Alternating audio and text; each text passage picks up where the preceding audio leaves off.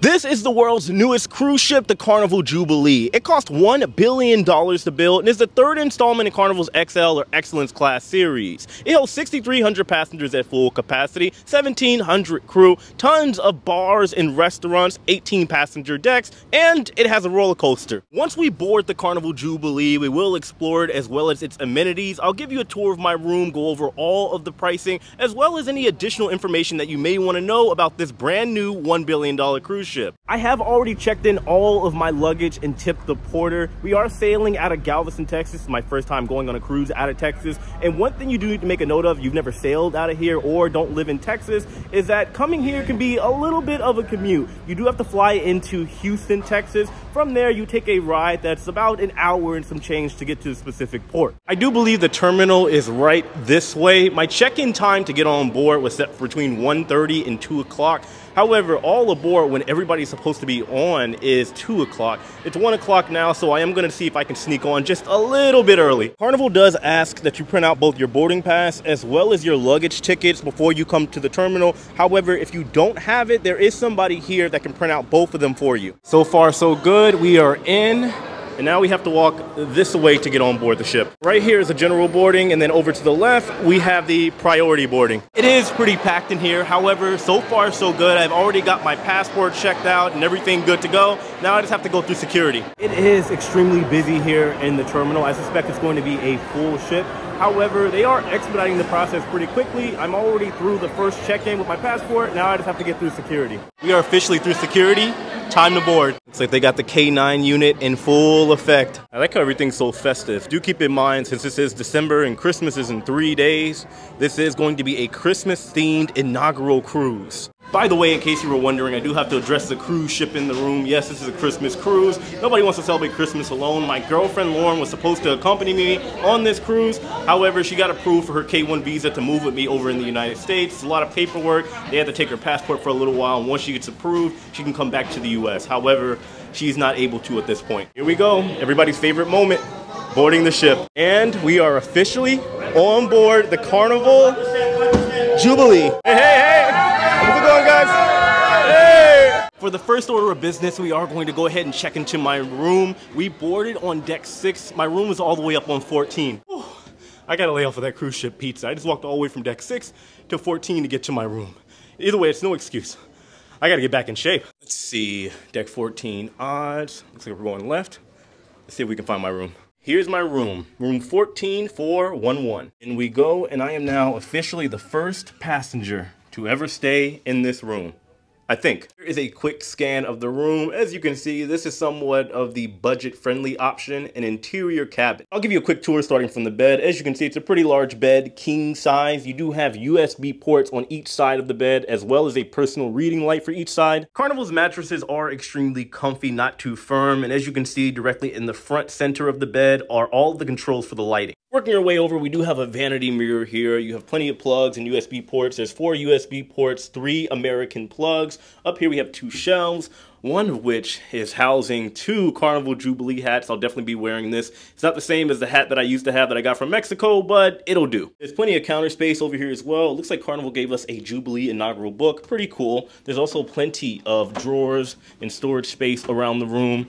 So even though it's an interior, it is functional. There's a Carnival towel here, and this seat here also doubles as more storage space. You have a TV here just above the counter. You can watch movies. You can look at all the events on board as well as book them and check out your incidentals. Down here next to the drawers, you do have a mini refrigerator, not a mini bar. Next to the bed here, you do have plenty of closet space, as well as a personal safe. Let's see what the bathroom situation looks like. It is a little tight in here. However, I do have to admit, it's very nicely set up. As far as the shower situation, I'm also satisfied. On a lot of ships you go on, sometimes they still have the shower curtains. Here, they've opted to have a glass door. As far as the price that I paid for this entire cruise, as well as the room that I'm staying in right now, I paid $3,100 when you include all the port fees, taxes, and gratuities, aka the tips, for a 7-day Western Caribbean sailing in an interior cabin on the Carnival Jubilee's inaugural sailing, aka the first cruise ever for this specific ship. Also, once I boarded the Carnival Jubilee, I did pay for the Wi-Fi. They do have 3 Wi-Fi packages as far as options to choose from, ranging from social, value, to premium. As far as the pricing, it ranges from $125 to $175 for the entire cruise. I chose the premium option at $175. However, if you want, there is also an option to pay for the value package as well as the premium package by day. So now that the boring stuff is out of the way, let's go explore the ship. There is a lot to see and do on this ship. However, I think we're going to start off with the pool deck on deck 16. And here we are, the Lido or pool deck. Unfortunately, it's very loud over in that area by the pool at the moment, and there's a lot of copyright music playing there that I don't want to get in trouble on YouTube for. But over there, as you see, there is a large pool. There's the Blue Iguana Cantina if you want to eat, the Red Frog Rum Bar if you want something to drink. It is 2 decks on deck 16 and 17 as well, and there's a couple other places to eat like the Seafood Shack and a couple others. We are on deck 17 at the moment. As you can see, there's plenty of lounging areas. The smoking area is back here as well. We'll make our way to the back or after the ship and work our way up. As you can see in the back or after the ship, there's another pool, there's hot tubs, there's more lounging areas.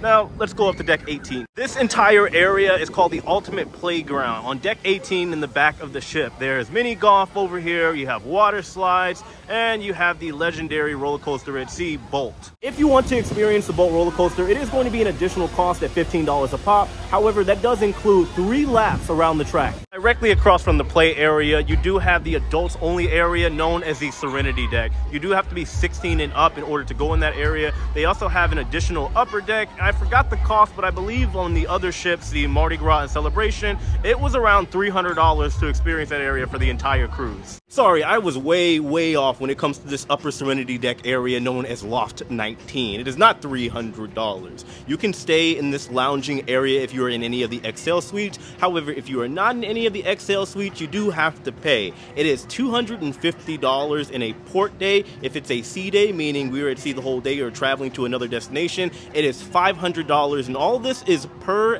day for a cabana. If you want one of these cabanas for the week, it'll be about $17.50. Back on deck 17, we do have one of the favorite eateries on board, Guy's Burgers. It is complimentary and the burgers are absolutely delicious. We do have a lot more exploring to do. However, we'll have to wait until after, because now it's time for the sail away party.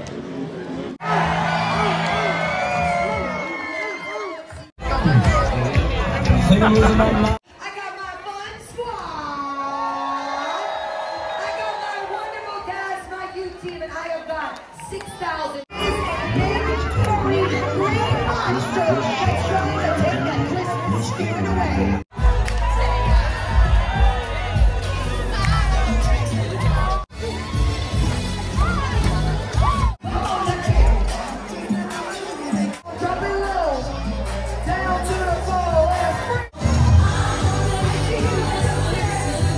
The sail away party was fun, a lot different being that we are, of course, on a Texas Christmas cruise. It's not exactly how it is when we're sailing out of Miami. Usually they have dance-offs and all this stuff. They didn't have it on this one. Either way, it's still a good time, and we are now on our way to the Caribbean. So we are going to continue exploring the ship. However, I do want to make it clear as we continue, this is not going to be a full-blown cruise ship tour. I will make a separate dedicated video for that, as well as doing a full honest review once this cruise has concluded. But in the meantime, we are going to speed this process along. This area here is not open at the moment, but this is the Lido Marketplace, which is the buffet on board. You can come here for complimentary breakfast, lunch, and dinner. On deck 16, you have Shaq's Big Chicken. It's a lunch chicken spot, and it's really good. We skipped down to deck 8 because between decks 9 and 15, it's all passenger cabins, but we are now in Grand Central. In this area, you have Bonsai Sushi and Teppanyaki, a jewelry store, and this is the top deck to the theater of the Grand Plaza area where they have a lot of shows and events. Just past Grand Plaza, we have the Havana Bar. They have a lot of Latin music and dancing going on in here, but during the day, for the most part, it's a pretty quiet area if you want to just relax and have a drink in peace. Show you guys the casino before they open up. Now, I will say that Carnival always has some of the busiest casinos that I've ever seen on any cruise ship.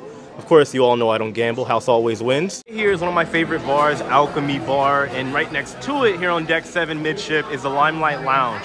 This place doubles as, well, actually triples and quadruples as multiple venues. Here they have comedy shows, and in the evening hours, it is also the nightclub. Here's an area that's changed a little bit from the sister ships of this XL class series, the Mardi Gras and Celebration. On this particular ship, this area is called the Shores. I guess it's supposed to be like a beachy theme. Instead of the Miami slice like they have on the Carnival Celebration, they have the coastal slice, and instead of the deli like they have on the other ships, it's called beach buns for the sandwich shop. Some other noticeable differences that I've seen so far on this ship would be the Drinks PhD bar. Back on the Celebration, it used to be called Latitudes, and on Mardi Gras, it was the Fortune Teller bar. There's also the iconic chair near the casino on Deck 7. It now brands the Texas Star on it, and when you look around the ship as far as the ambiance, you see a lot more country singers and just somewhat of a country vibe, as this ship is supposed to be dedicated to the great state of Texas. I just got back to my room. My bags have finally arrived. However, I've never seen this before on any ship that I've been on.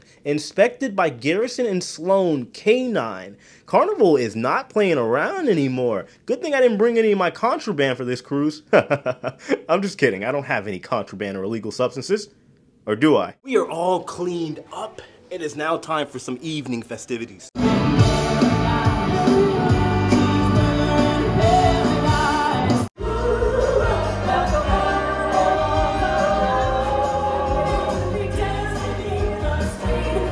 Quiet. Y'all know y'all some haters. Women are sitting here. I promise you, at least 10 big women while the lights was on.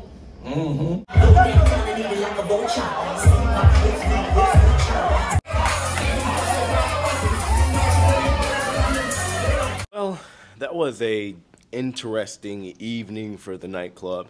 Definitely off to a somewhat slow start. However, this is the first night, and typically on the first night, a lot of people have been traveling, they're tired and whatnot, but still, it picked up a little bit toward the end. But either way, that was my first day on board the brand new Carnival Jubilee. I hope you guys enjoyed this video. I know it was kind of all over the place. I do apologize, but that's all we got. I might do another vlog. I'm not sure yet. We will see how things kind of pan out. But let me know what you think in the comment section below. As usual, hit that like button, subscribe if you haven't already, and know that I love and appreciate every single one of you. Thank you for watching.